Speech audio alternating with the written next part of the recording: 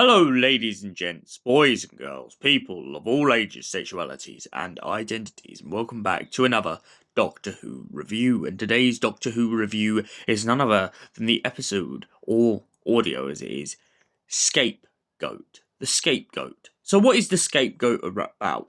Well, essentially, the Doctor and Lucie Miller land in Paris, but all of a sudden they realise they've landed in Nazi-occupied Paris. And to make things worse, they're kind of a worse for wears. They're not quite sure how they've ended up here in the first place. The Doctor was just fiddling about with the controls and they aimed for Paris anyway. However, it seems like for some reason the Tardis was drawn off course and dragged down to the planet below.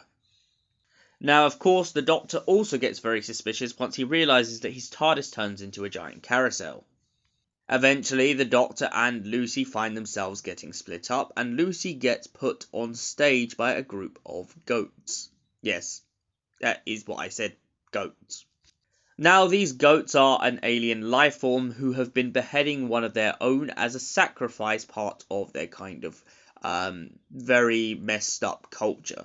They do it over and over and over again, and when the Doctor eventually turns up, he explains to Lucie that the reason they can do this is because they have a machine that essentially allows them to reanimate the person who has had their head beheaded. However, reanimating them still leaves a scar, meaning that their head was still removed from their body, and on top of it, it also turns out that the only reason they've dragged Lucie and the Doctor into this whole mess is all due to the fact that they need the TARDIS so that they can siphon off the energy and continue their magic trick, as it were. However, Max the Goat finds himself in a situation where he hasn't got many lives left to live, and by getting beheaded so many times and the machine being super weak, it is unlikely that he will survive any longer. Meanwhile, the Doctor, after running off out of the theatre and leaving Lucie to fend for herself, finds himself in a particular situation in which essentially he has to fight off some Nazis. However, because they're constantly on his tail, he finds it very hard to elude them. Well, that's up until he realises that his TARDIS has gone from a carousel into a column.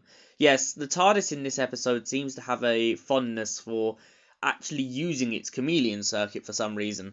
However, after escaping the Nazis, the Doctor realises the only way to solve the problem is to save Lucie from the goats and also go into the far future, or wherever it is, and finally discover what happened to the goat's home world. After the world was ravaged by war and a lot of other conflicts, it seems that the world has actually disowned its old ways. However, Mother, the goat, seems to be adamant on her ideals and won't let the other goats go back home. Well, that's until she pretty much gets shot by the Gestapo after trying to fight them, and this gives them an opportunity to finally leave Paris.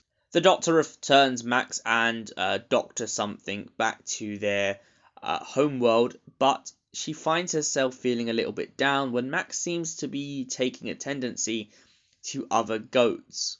This is because she actually became very fond of him and felt really bad for the way he had been treated by his own mother. However, one of the most reassuring and most down-to-earth things I think about this whole audio is definitely what Lucie says to the Doctor at the end of this. She questions whether he still wants to go back to Orbis, because of course he has that long look in his eyes like there's something missing. He then points out to Lucie that of course he is upset about Orbis, but in turn he's not too bothered about what's happened. Because it's for days like this with Lucie, adventure and wildness and the unpredictable aspect of not knowing what's going to happen next is what makes him feel so alive. So, the Doctor, Scapegoat. What did I think of this episode? Well, I listened to this episode a very long time ago, and ever since then, getting to re-listen to it, I absolutely still love this whole guillotine and reanimation sort of idea. However, there is one thing I feel like holds this episode back a little bit, and that's the Gestapo. I get as a plot device they make sense because this is a Nazi-occupied Paris. However, I do feel like their relevance really doesn't kind of fit into the story as a whole. And sadly, for that reason, I have to give this an 8 out of 10. Thank you for watching, and we'll see you in the next Doctor Who review. Until then, goodbye, stay beautiful, and have an incredible day, you beautiful people.